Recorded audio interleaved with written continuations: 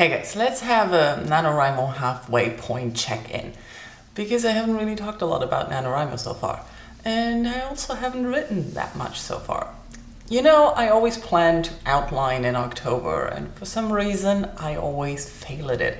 I have a vague idea of what I want to write, but I don't sit down and think about what happens vaguely in each chapter or what happens on the way from beginning to end. And that usually lasts for about a week that I can write, and in the second week I struggle.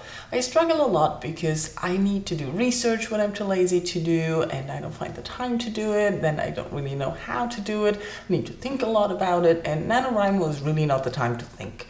So I'm a little bit behind.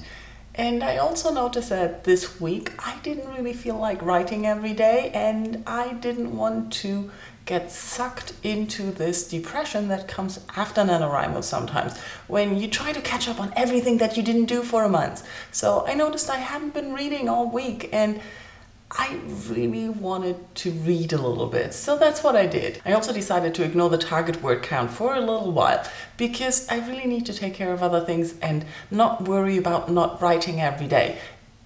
If I hit the word count on the 30th, I still win, and if I need some thinking time in between, that is okay. So if you're behind, don't worry too much about it. Another thing that I realize that I always do, but maybe not all of you know, which is a good way of keeping your word count in mind, but also deleting and changing things. Because I frequently write something and then I'm like, no, I don't like it, and I rewrite it. But instead of deleting it, I have a dump chapter where I put all the words that I've written but I don't want to use later and probably delete on the 1st of December into this chapter, so that they count to my word count, because that's what I've written in November. But it's not part of the story. And I think that's not cheating. I think that's okay, because it's part of the writing process to discard things. And I actually printed out everything that I had written so far last week and looked at it and thought like, no, you need to do this more, you need to do that more. I noticed something where I thought that sounded like, oh, this is way too detailed and too long.